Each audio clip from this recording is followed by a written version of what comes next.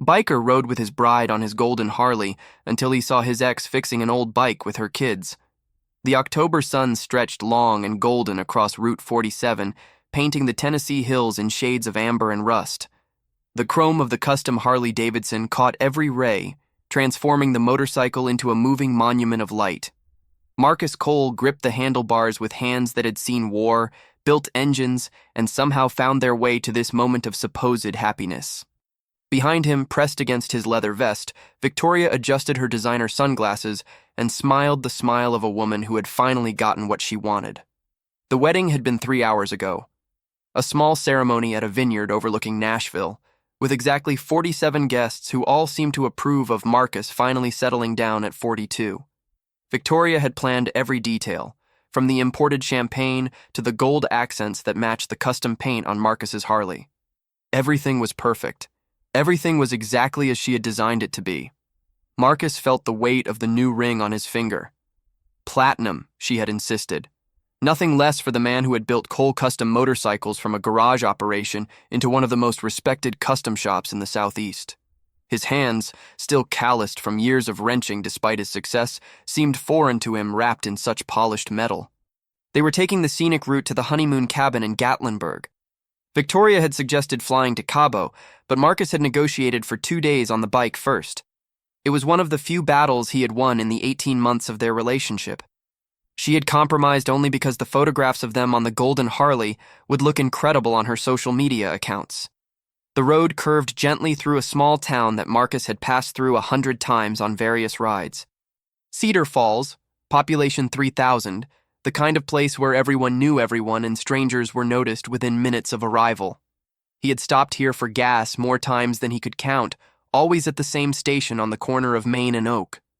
But today, something made him slow down before he reached the station. On the right side of the road, set back behind a chain-link fence that had seen better decades, sat a small house with a dirt driveway. The paint was peeling, the gutters sagged, and the lawn was more dandelion than grass. None of that registered in Marcus's mind. What registered was the woman kneeling beside an old motorcycle in that driveway. Her dark hair pulled back in a practical ponytail, her hands covered in grease, while 2 children handed her tools like a pit crew in miniature. Marcus's heart stopped. Then it started again, beating in a rhythm he had not felt in 8 years. The woman looked up as the golden Harley rumbled past, and for one eternal second, their eyes met through the distance and the dust and the years that separated them. Her face, older now, with lines around the eyes that spoke of hard times and harder choices, registered first surprise, then something that looked almost like pain. Emily. His Emily. Except she had not been his Emily for 8 years, 2 months, and 17 days. Not since the morning he had woken up to find her side of the bed empty, her closet cleared out, and a letter on the kitchen table that said she was sorry, but she could not watch him destroy himself anymore. Marcus kept riding. His hand stayed steady on the handlebars, his speed remained constant. Behind him, Victoria noticed nothing unusual, but inside, something was tearing apart that he thought had healed long ago. They stopped for gas at the station on the corner. Marcus filled the tank while Victoria disappeared inside for bottled water and a bathroom break. He stood there in his wedding suit, the one tailored specifically for riding, and watched the reflection of himself in the gas station window. Successful. Married. Moving forward. Then why did he feel like he was standing on the edge of a cliff? Emily had been his everything once. High school sweethearts in this very region, they had married at 22 with nothing but dreams and a mutual love of motorcycles. He had been working at a dealership then, learning the trade, while she waitressed at a diner to help pay the bills. They had been happy. Genuinely. Completely happy. Then came the deployment. Marcus had served 2 tours in Afghanistan before he met Emily, but the third one, the one that came 3 years into their marriage, had been different. He had seen things that changed him, done things that haunted him. When he came back, he was not the same man who had left, and no amount of love could bridge the gap between who he had been and who he had become. He started drinking to silence the nightmares. Then drinking became the nightmare. Emily tried everything. Patience, confrontation, ultimatums. Nothing worked. Marcus was determined to destroy himself, 1 bottle at a time, and nothing she said could reach him through the fog of his self-destruction. So she left. And somehow, impossibly, that was what finally saved him. The rock bottom of waking up alone, of realizing that he had driven away the only person who truly loved him, had been the catalyst for change. Marcus had crawled into a VA hospital the next day, admitted he needed help, and spent the next 2 years putting himself back together. Sobriety, therapy, a support group of fellow veterans who understood without needing explanations. By the time he emerged, whole and functional, and ready to rebuild his life, Emily was gone. Truly gone. Her family had moved. Her number was disconnected. It was as if she had erased herself from existence, and Marcus had accepted that as the consequence of his choices. He had hurt her too deeply. Some wounds do not heal just because the person who inflicted them gets better. He had built his business, found success, met Victoria at a charity event 2 years ago, a woman who was attracted to the image of the reformed bad boy, the veteran who had overcome his demons, the entrepreneur who had created something from nothing. She never asked about his past. She preferred the polished version, the story that looked good at dinner parties. And Marcus had convinced himself that was enough. Now, standing at a gas pump in a town he had driven through 100 times, he realized he had been lying to himself for years. Victoria emerged from the station, her heels clicking on the concrete. She looked out of place here, a creature of champagne brunches and designer boutiques, standing in a world of pickup trucks and working hands. She smiled at him, and Marcus saw, perhaps for the first time, that her smile never quite reached her eyes. They rode on toward Gatlinburg. But Marcus could not stop seeing Emily's face, could not stop wondering about those children, about the life she had built without him, about the old motorcycle she had been fixing with grease on her hands and determination in her eyes. He had thought he was over her. He had told himself for 8 years that the wound had healed, that the scar tissue was strong enough to carry him forward into a new life. He had been wrong. The cabin was everything Victoria had promised. Luxury in the mountains, with a hot tub on the deck and a view of the Smokies that stretched forever. She had champagne waiting, chilled to perfection, and rose petals scattered across the king-sized bed in a gesture that was more Instagram than intimate. Marcus sat on the deck as the sun set, nursing a sparkling water that he wished was something stronger. 8 years of sobriety, and the craving still hit him in moments like this. Moments of confusion, moments of pain. Moments when the past reached up from the grave he thought he had buried it in and grabbed him by the throat. Victoria joined him, wrapped in a silk robe that probably cost more than Emily's entire house. She put her hand on his shoulder, and Marcus flinched before he could stop himself. Something in her eyes flickered. Recognition, perhaps, or calculation. The night passed without incident, but also without connection. They performed the rituals of a honeymoon without the substance, 2 strangers sharing a space and pretending it meant something more. In the morning, Marcus woke before dawn. He stood at the window, watching the mist rise from the mountains, and made a decision that would change everything. He needed to know.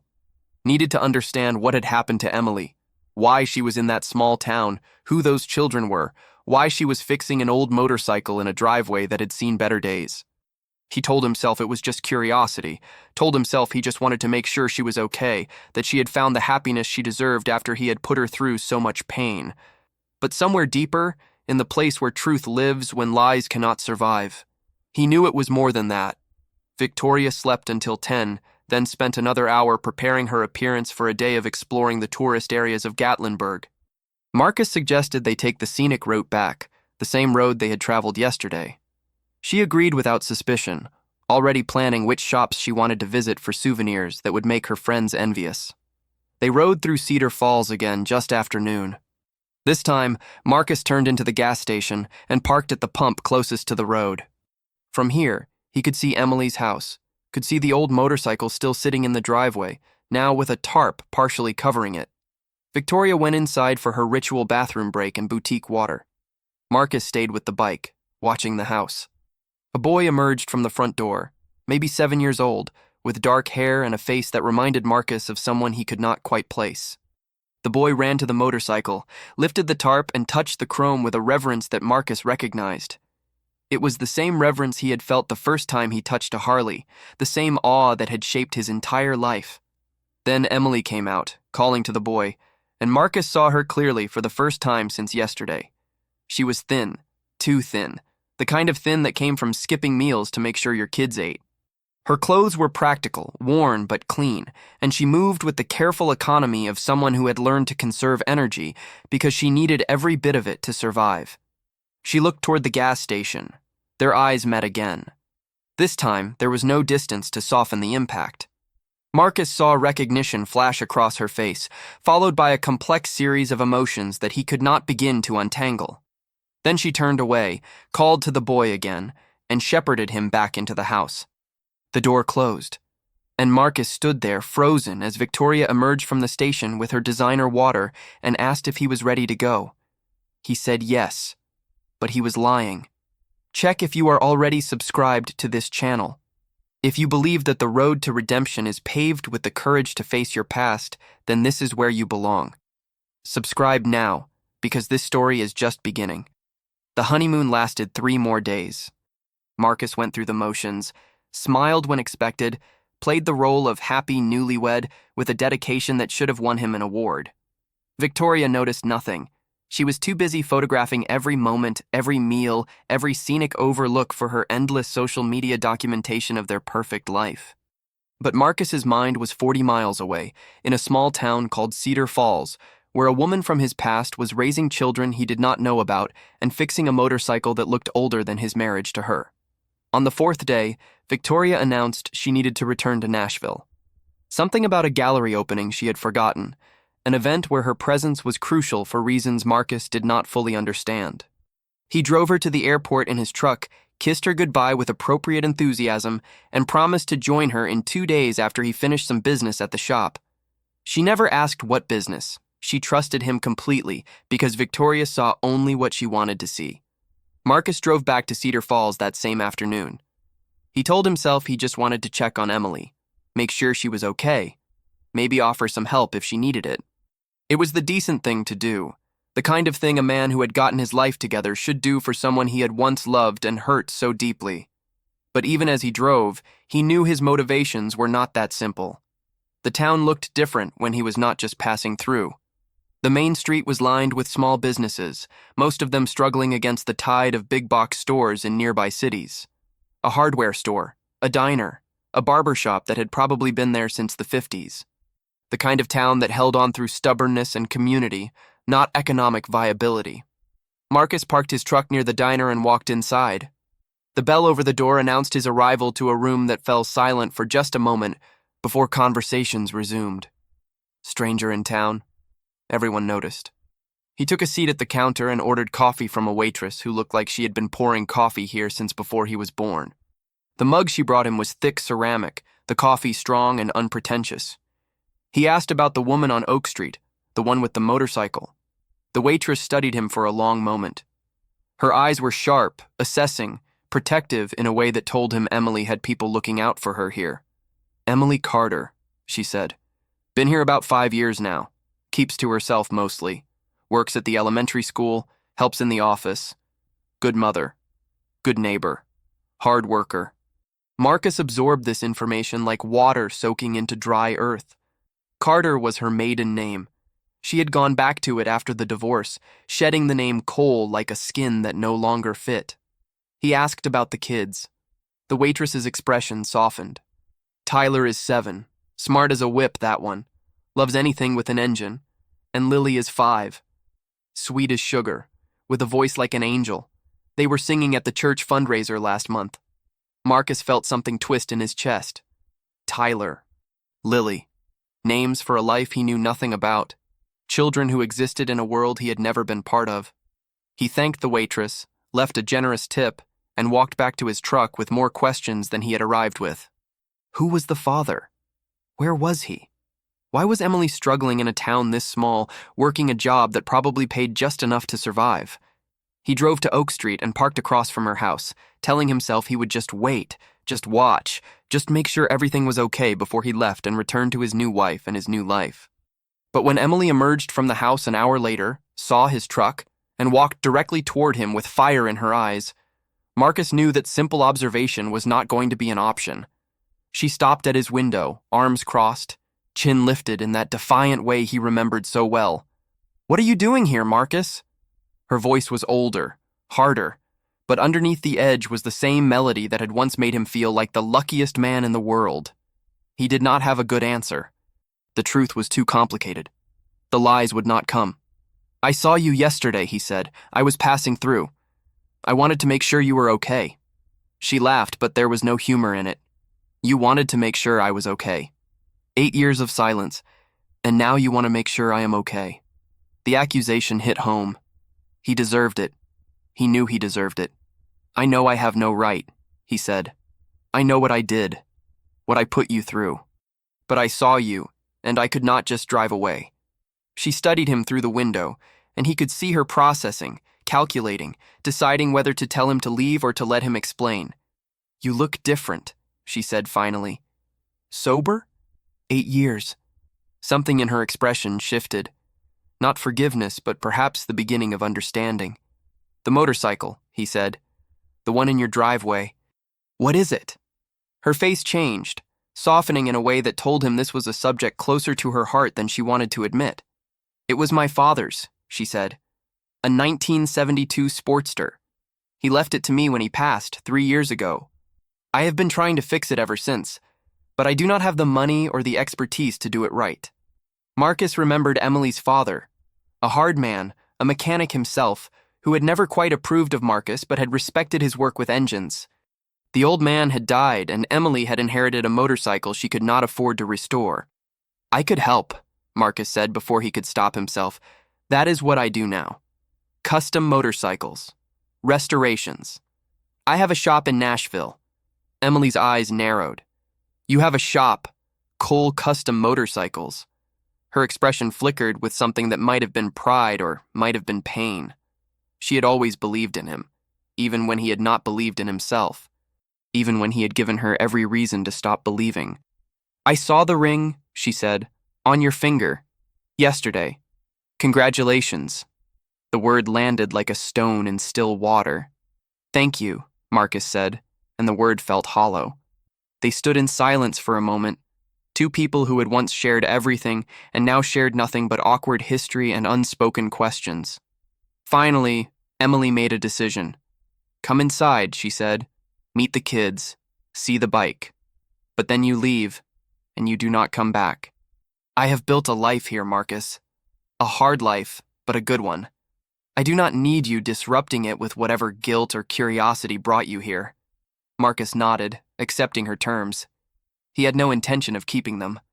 The inside of the house was small, but clean, decorated with the careful attention of someone who could not afford much, but made the most of what she had.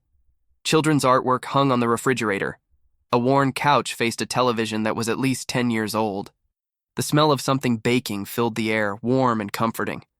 Tyler and Lily were sitting at the kitchen table, doing homework with the focused intensity of children who had been taught that education mattered. They looked up when Marcus entered, curiosity and wariness mixing in their young faces. "Kids," Emily said. "This is an old friend. Marcus! He's going to look at Grandpa's motorcycle." Tyler's eyes lit up. "The motorcycle? Are you going to fix it?" Marcus knelt down to the boy's level, and something about the angle of his face, the set of his jaw, triggered a memory that Marcus could not quite grasp. "I am going to try," he said. "Do you want to help?" The boy's smile was answer enough. They walked to the driveway together, all 4 of them, and Marcus pulled back the tarp to reveal the old Sportster in all its faded glory. The bike was a project, no question. Rust had claimed parts of the chrome. The engine needed complete rebuilding. The electrical system was a mystery wrapped in deteriorated wiring. But underneath the decay, Marcus could see the bones of something beautiful. Something worth saving. Just like everything else in this driveway. He spent an hour examining the bike, making mental notes, explaining to Tyler what each part did and why it mattered. The boy absorbed every word with the intensity of a true enthusiast, asking questions that showed genuine understanding. Lily stayed close to Emily, watching Marcus with eyes that seemed too old for her 5 years. She was quieter than her brother, more observant, and Marcus had the uncomfortable feeling that she saw more than she should. When the sun began to set, Emily called an end to the inspection. "You should go," she said. "It is getting late." Marcus stood, brushing dirt from his knees, and looked at her across the years and the pain and the choices that had led them both to this moment. "Let me help," he said. "With the bike. I can get parts. I know how to do this." Emily shook her head. "I cannot pay you. I can barely afford groceries most weeks. I do not want payment." She laughed again, that same bitter sound from before.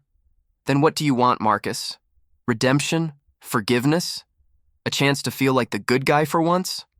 The words stung because they were partially true. "I want to do something right," he said. "For once in my life, I want to help someone without expecting anything in return. You gave me 5 years of your life, Emily. You tried to save me when I did not want to be saved. Let me give you back one small piece of what I took." She was quiet for a long moment. The children watched, sensing the weight of the conversation, even if they did not understand its depth. "One condition," Emily said finally. "The kids stay out of it. They do not need to get attached to someone who is going to disappear again." Marcus wanted to argue, but he understood. He had disappeared before. He had broken promises before. Trust was not given, it was earned. "Agreed," he said. He drove back to Nashville that night, his mind racing with plans and questions, and the growing certainty that his life was about to become very complicated. Victoria was waiting at the house they had bought together 6 months ago, a showcase of modern design and minimal warmth. She had wine open, his and hers glasses ready, and a detailed account of the gallery opening that Marcus barely heard. He went to bed early, claiming exhaustion from the drive. In the darkness, he stared at the ceiling and thought about Emily, about Tyler and his enthusiasm for engines, about Lily and her watchful eyes, about a rusted motorcycle that represented something far more important than transportation. He thought about the ring on his finger and the vows he had made 4 days ago. He thought about the vows he had broken 8 years ago. And he began to understand that sometimes the road forward leads directly through the past you tried to leave behind. Marcus returned to Cedar Falls 3 days later, his truck loaded with parts and tools. He had told Victoria he was consulting on a restoration project for a friend, which was technically true. She had accepted the explanation without question, more interested in planning their first dinner party as a married couple than in the details of his work. Emily was waiting in the driveway when he arrived, arms crossed, expression guarded. "I was not sure you would actually come back," she said. Marcus climbed out of the truck and began unloading boxes. "I said I would. You said a lot of things over the years." The barb hit home, but he did not flinch. He deserved every bit of her suspicion. He had earned it through years of broken promises and shattered trust. They worked in silence for the first hour, Marcus disassembling parts of the engine while Emily handed him tools and watched his process. She had always been a quick learner, picking up mechanical knowledge through observation and questions. Some things had not changed. The children were at school, which made the silence easier. Without their energy to fill the gaps, Marcus and Emily existed in a bubble of concentration and old memories. Finally, Emily broke the silence. "Why did you never try to find me?" Marcus paused, a wrench in his hand, and considered the question. He had asked himself the same thing 1,000 times over the years. "By the time I got sober," he said, "you were gone. Really gone. Your family moved. Your number was changed.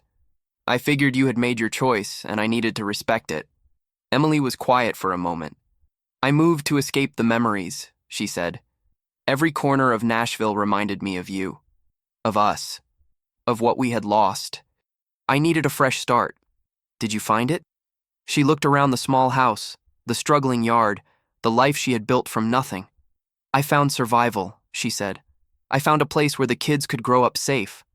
I found work that pays the bills most months. Is that the same as a fresh start? I do not know." Marcus wanted to ask about the kid's father, but he sensed the topic was a minefield he was not ready to navigate. "Tell me about your shop," Emily said, changing the subject. "How did you build it?" So he told her. About the first year of sobriety, working at a dealership for minimum wage, learning advanced techniques from a master mechanic named Carl, who saw something in Marcus worth investing in. About the second year, saving every penny, living in a studio apartment the size of a closet, about the loan from the VA that let him open his own garage, about the first custom build that caught the attention of a country music star, leading to referrals that built his reputation. He told her about the years of 80-hour weeks, of sleeping in the shop when deadlines loomed, of building something from nothing through sheer determination. He did not tell her about the loneliness, about the nights when success felt hollow because there was no one to share it with, about the parade of relationships that never lasted because he was comparing every woman to the one who had left. Emily listened, and when he finished, she nodded slowly. "I always knew you could do it," she said. "Even when you did not believe in yourself, I believed in you." The words cracked something open in Marcus's chest. "I know," he said. "That is what made losing you so devastating. You were the only person who ever saw me clearly." "I saw you," she agreed. "But seeing was not enough. You had to see yourself." They worked until the children came home from school, Tyler bursting through the gate with homework papers waving, and Lily following more quietly behind. Tyler ran straight to the motorcycle, his eyes wide at the progress Marcus had made. "You took the engine apart," he said. "Can I see inside?" Marcus showed him the cylinder heads, explained the combustion process in terms a 7-year-old could understand, and watched the boy's face light up with genuine fascination. Emily watched from the porch, and Marcus caught something in her expression that he could not quite read. Pride, maybe, or fear. Lily stayed close to her mother, still watching Marcus with those observant eyes. "Mama," she said quietly, "is he going to stay?" Emily smoothed her daughter's hair. "He is just helping with Grandpa's motorcycle, sweetheart. Then he will go back to his home." Lily nodded, but her expression suggested she did not entirely believe it. Neither did Marcus. The days fell into a pattern. Marcus would drive to Cedar Falls every few days, spending hours working on the restoration while the children were at school. When they came home, he would teach Tyler about engines while Lily drew pictures nearby. Emily would make dinner, and sometimes Marcus would stay, eating simple meals at a table that felt more like home than the designer furniture in Nashville ever had. Victoria noticed his absences but attributed them to the restoration project.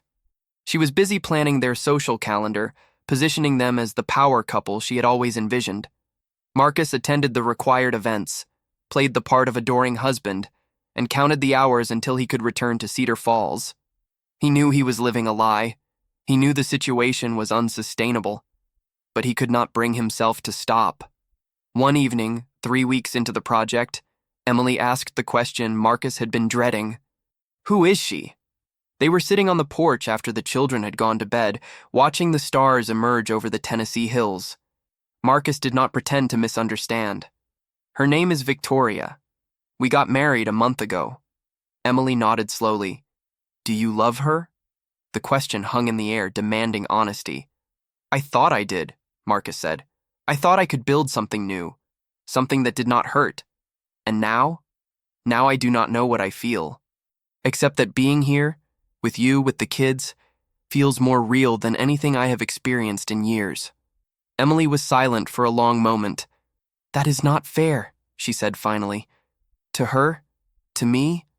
To the children? I know. Then why are you still here?"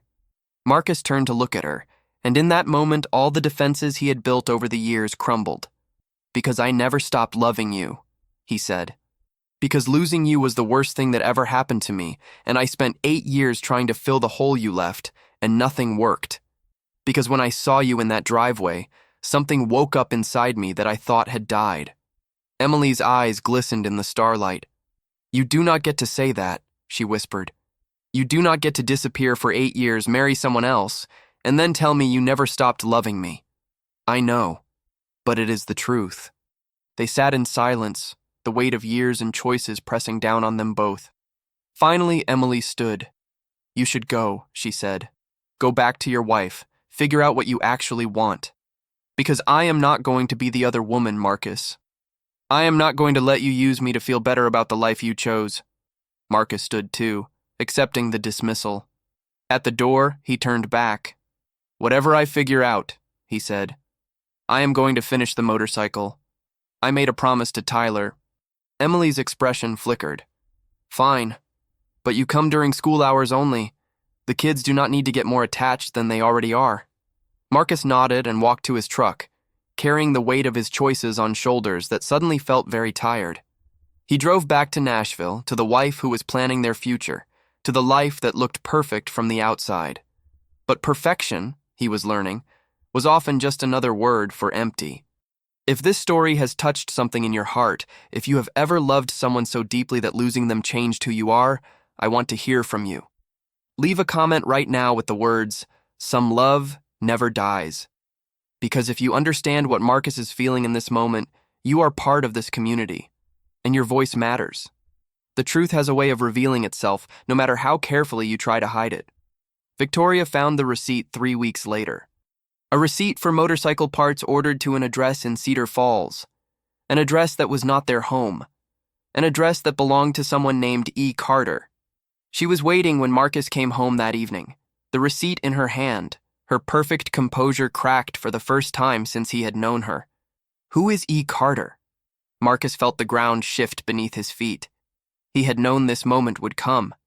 He had just hoped to have more time to figure out what he wanted before it arrived.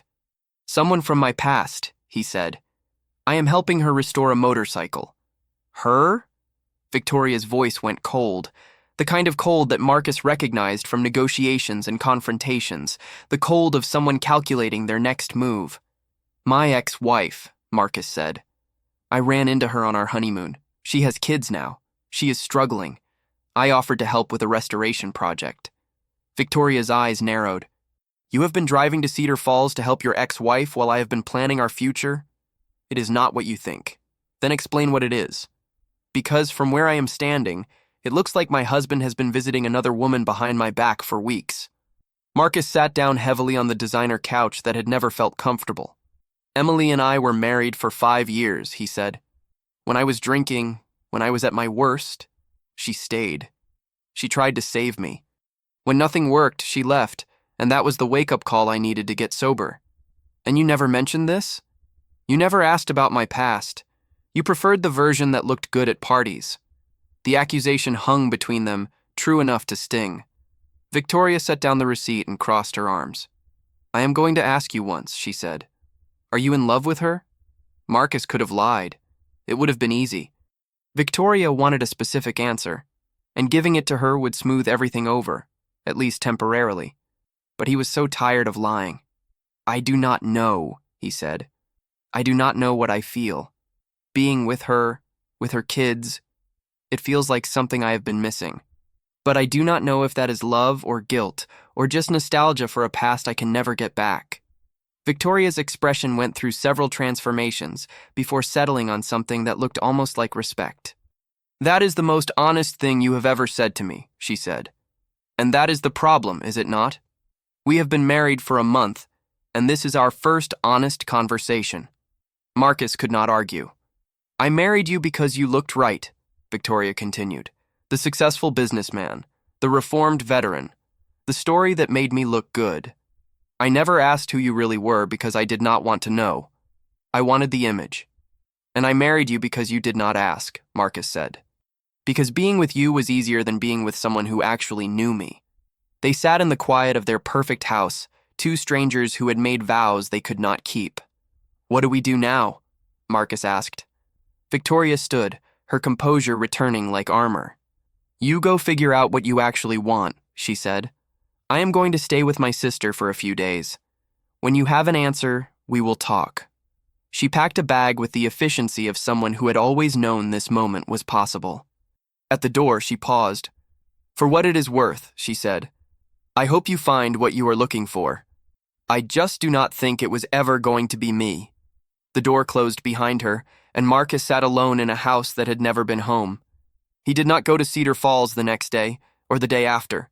He needed time to think, to process, to figure out what he actually wanted, rather than just reacting to whatever was in front of him. He went to the shop instead, losing himself in work the way he always had when life became too complicated.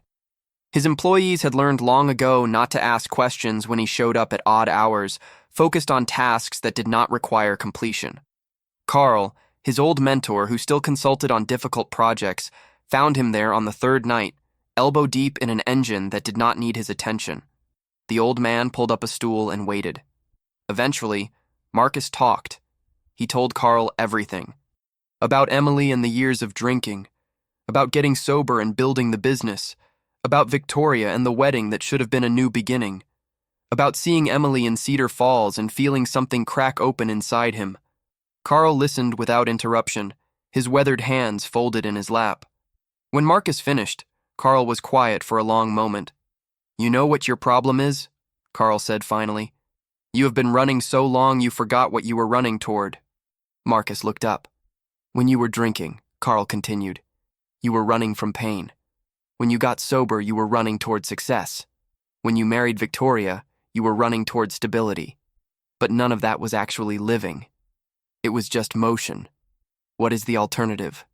Carl shrugged. "Stop running. Figure out what you actually want. Not what looks good, not what feels safe, not what other people expect. What you want." It sounded simple.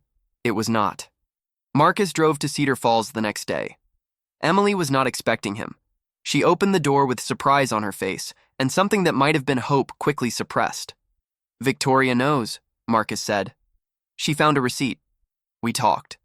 Emily's expression went carefully neutral. And I do not know what is going to happen with my marriage. But I know I owe you an explanation. And I know I owe Tyler a finished motorcycle." Emily studied him for a long moment. "The kids are at school," she said finally. "Come inside."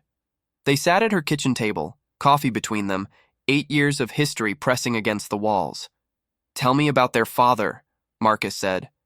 Emily's hands tightened around her mug. "His name was Daniel," she said. "I met him 2 years after I left Nashville. He was a good man, steady, reliable. Everything you were not, at the time." Marcus absorbed the words without flinching. He had earned them. "We got married quickly," Emily continued. "I was lonely and he was kind. Tyler came along the next year. Then Lily. We were happy in a quiet sort of way. Not passionate, but stable. What happened?" Emily's eyes went distant. "He was a long-haul trucker. 4 years ago, there was an accident. Black ice on a mountain road in Colorado. He did not survive." Marcus felt the weight of her words settle into his bones. "I am sorry," he said. "Truly sorry." Emily nodded. "It was hard. Still is sometimes. But we have built a life. We have friends here. It is not the life I imagined, but it is ours." Marcus reached across the table and took her hand. She did not pull away. "When I saw you in that driveway," he said, "something shifted inside me. I cannot explain it better than that. Seeing you struggling, seeing the kids, seeing that motorcycle that your father left you, it made me realize that all the success I built, all the image I created, none of it meant anything without connection, without love." Emily's eyes glistened. "You cannot just appear after 8 years and expect to pick up where we left off," she said. "I know. I'm not asking for that. I am asking for a chance to do things differently this time, to earn trust instead of expecting it, to be present instead of running away." "What about your wife?" Marcus sighed. "I do not know. We rushed into something that neither of us really wanted. She wanted the image. I wanted the escape. Neither of us wanted each other. So you would just leave her?" "I would be honest with her. For the first time in our relationship. Tell her that I made a mistake, that I do not love her the way she deserves to be loved, that staying together would be a disservice to both of us." Emily was quiet for a long moment. "I need time," she said finally. "This is too much, too fast. I have the kids to think about. I cannot just invite chaos into their lives because you had an epiphany." "I understand. Finish the motorcycle," Emily said. "Keep your promise to Tyler. But beyond that, I need space to think. Can you give me that?" Marcus nodded. "Whatever you need." He worked on the motorcycle for the rest of the day, and when the children came home from school, he kept his interactions brief and practical. He could see the confusion in Tyler's eyes, the questions the boy wanted to ask, but he respected Emily's request for boundaries. He drove back to Nashville that night, called Victoria, and asked her to meet him the next day. The conversation was shorter than he expected. Victoria had already consulted a lawyer.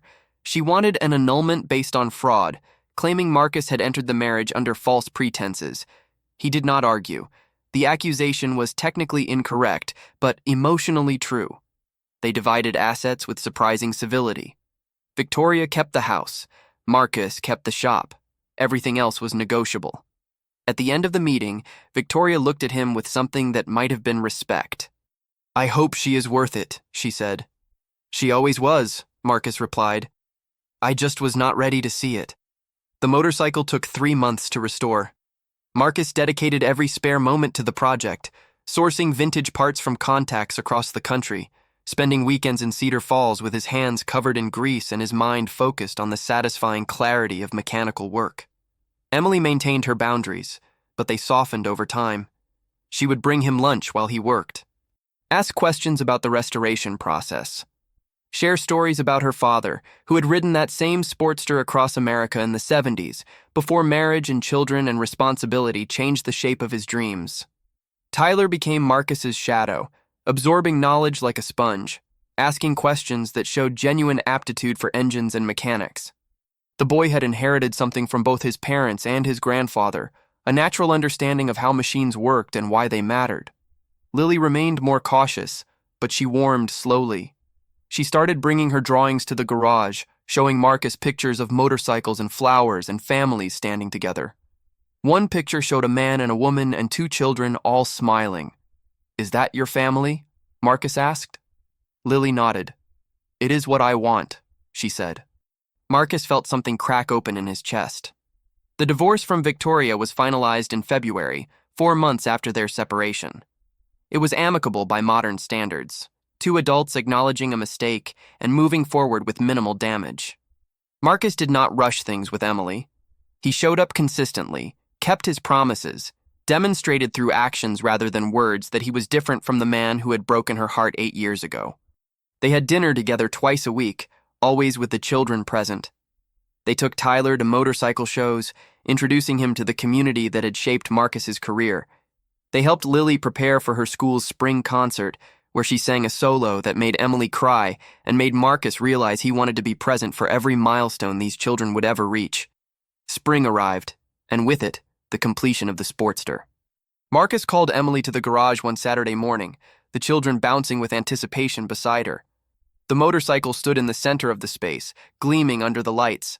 Every inch of chrome sparkled. The engine, rebuilt with painstaking attention to detail, hummed with the promise of power. The paint, matching the original color scheme with modern durability, caught the light like liquid copper. Emily's hand went to her mouth. "It looks exactly like I remember," she said.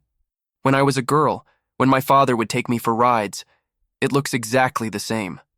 Marcus handed her the key. "It is yours," he said. "Always was." Emily climbed onto the motorcycle, and for a moment, she was somewhere else. Somewhere in the past, holding on to her father as they rode through Tennessee hills. Somewhere in the future, where the possibilities were finally opening up. She started the engine. The sound filled the garage, a perfect rumble that spoke of craftsmanship and care and something deeper than mere mechanical expertise. Tyler whooped with excitement. Lily clapped her hands. And Marcus watched the woman he loved reconnect with a piece of her history that he had helped restore. Later that night, after the children were in bed, Emily found Marcus on the porch. She sat beside him without speaking, and they watched the stars emerge together. "Thank you," she said finally. "Not just for the motorcycle, for everything. For showing up, for staying, for being patient when I needed time." Marcus turned to look at her. "I love you," he said. "I loved you when we were 22 and stupid and convinced we knew everything. I loved you when I was drowning and you were trying to save me. I loved you when you left, even though I was too broken to show it. And I love you now, Emily. Completely and honestly and with everything I have." Emily's eyes glistened in the starlight. "I never stopped loving you either," she said. "Even when I hated you for what you did. Even when I married someone else. Even when I told myself I had moved on. You were always there, in the back of my heart, taking up space I could not fill with anything else." Marcus reached for her hand. "So what do we do now?" he asked. Emily smiled, the first genuine smile he had seen from her since his arrival in Cedar Falls. "We do things right this time," she said. "Slow, careful, with the children involved. We build something real instead of something desperate." Marcus nodded. "I can do slow. I can do careful." "You better," she said, "because Tyler already thinks you are going to be his new dad, and Lily has been drawing pictures of you in our family for months. If you break their hearts, I will break more than that." Marcus laughed, the first real laugh he could remember in years. "I am not going anywhere," he said. "Not this time." Emily leaned into him, and he wrapped his arm around her shoulders. They sat together on that porch, two people who had lost each other and found each other again, watching the stars wheel overhead and feeling, for the first time in a very long time, like they were exactly where they were supposed to be. The road to redemption, Marcus thought, was not straight. It curved and doubled back and sometimes led through places you thought you had left behind forever.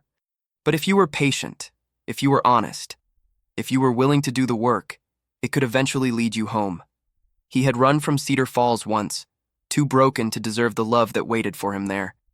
Now he had ridden back, and this time, he was staying.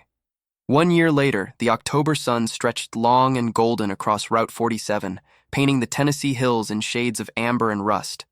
The same road, the same light, the same season that had changed everything. But this time, Marcus was not running toward an empty future. He was riding toward something real. Emily sat behind him on the restored Sportster, her arms wrapped around his waist, her laughter carried away by the wind. They had been married 3 months now. A small ceremony in the backyard of the house on Oak Street, attended by 50 people who had watched their story unfold with a mixture of skepticism and hope. Tyler rode his own small motorcycle beside them, a gift from Marcus for his 8th birthday, modified for safety but real enough to make the boy feel like he was part of the brotherhood. Lily rode with Carl, Marcus's mentor, who had driven up from Nashville for the occasion and had somehow become an honorary grandfather to both children. They were heading to the diner where Marcus had first asked about Emily, where the town of Cedar Falls had slowly accepted him as one of their own over the past year. The owner had agreed to host a small gathering, a celebration of the restoration project that had brought Marcus back into Emily's life. The diner was crowded when they arrived. Town residents mixed with motorcycle enthusiasts who had heard about the vintage Sportster restoration through the grapevine of the custom bike community. Marcus had become a minor celebrity in these parts, the Nashville builder who had left success behind to help a struggling widow restore her father's legacy. The truth was more complicated than the legend, but Marcus had learned to let the story take whatever shape the community needed. Inside, Emily's mother sat at a corner booth, watching the proceedings with the careful attention of a woman who had seen her daughter hurt before and was still not entirely convinced it would not happen again. Marcus had worked hard to earn her trust, showing up for family dinners, remembering birthdays, demonstrating through consistent action that he was not the same man who had broken her daughter's heart. Progress was slow, but it was happening. Tyler ran to a group of other children, showing off the junior riding patch that Marcus had given him after completing a safety course. The boy had inherited his grandfather's love of motorcycles and his mother's determination, a combination that Marcus suspected would lead to great things. Lily stayed close to Emily, but she smiled at Marcus when he caught her eye. She had started calling him Dad 6 months ago, a moment that had made Marcus cry in the privacy of the garage. He had not expected to be a father. He had not thought he deserved the chance. But these children had accepted him with a grace that he was still learning to accept for himself. The town mayor made a short speech about community and restoration and second chances. Marcus suspected the speech was about more than motorcycles, but he appreciated the sentiment. Emily spoke next, thanking everyone who had supported her family through difficult years, acknowledging the town that had become home when she had nowhere else to go. Then she turned to Marcus. "Most of you know the story by now," she said, "how Marcus appeared out of nowhere, offering to help restore my father's motorcycle. What you might not know is that Marcus and I have a history. A complicated, painful, beautiful history that almost ended both of us." The room went quiet. 8 years ago, Emily continued, I left Marcus because I could not watch him destroy himself anymore. It was the hardest decision I ever made, and I spent years wondering if it was the right one. When I saw him again, riding through town on his wedding day with another woman, I thought the universe was playing a cruel joke. She paused, gathering herself. But Marcus did not just drive away. He stopped. He came back. He offered to help with nothing expected in return. And then he kept coming back, day after day, week after week, proving through actions that he had changed. Marcus felt his throat tighten. I did not make it easy for him, Emily said. I had walls built so high that sometimes I could not even see over them myself. But Marcus was patient. He earned trust instead of demanding it. He showed up for my children when he had no obligation to.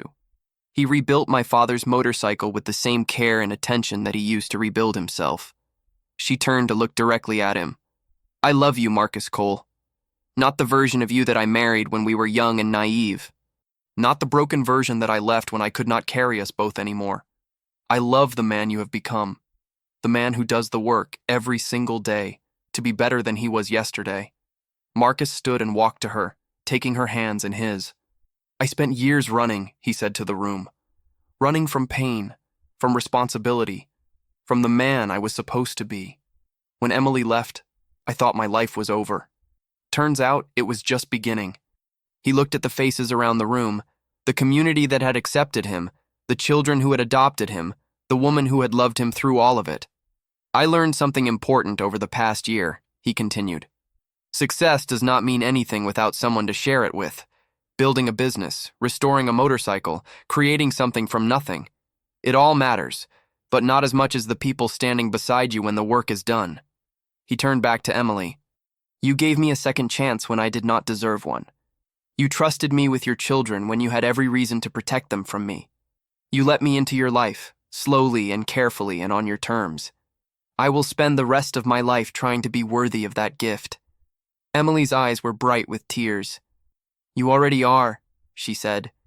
They kissed, and the diner erupted in applause, and Tyler made a face that said he was both embarrassed and secretly pleased, and Lily tugged at Emily's dress and asked if they could have cake now. Later, after the celebration had wound down and the children had been tucked into bed, Marcus and Emily sat on their porch, watching the stars emerge over the Tennessee hills. The same porch, the same stars, but everything was different. Do you ever think about what would have happened if you had not seen me that day? Emily asked. Marcus considered the question. I try not to, he said, because that road leads to a future where I am still married to Victoria, still pretending to be happy, still running from everything that actually matters. And where would I be? Emily nodded slowly. Still here, probably. Still struggling. Still fixing that motorcycle one part at a time, hoping someday I could afford to finish it. Marcus took her hand. The universe has strange timing, he said. I do not pretend to understand it, but I believe that we were always going to find each other again. Maybe not on that road. Maybe not in that moment.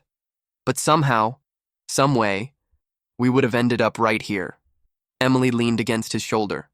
I believe that too, she said.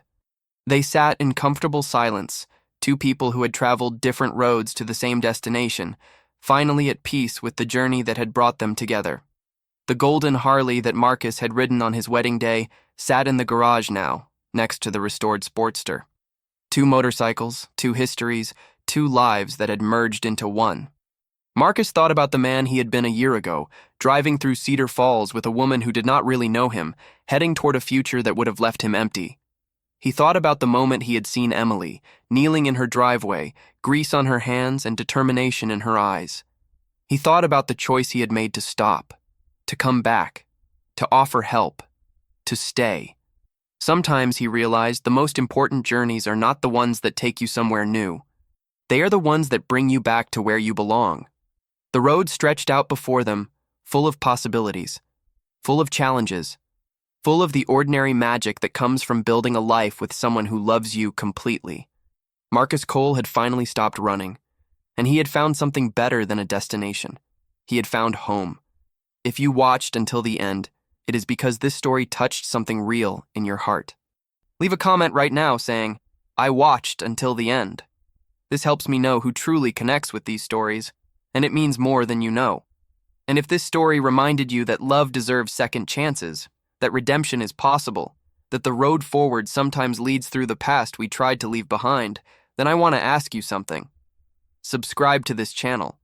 Not because I am asking you to, but because you are part of this community now. You understand that these stories are not just entertainment. They are reminders that courage, patience, and love can transform even the most broken situations into something beautiful.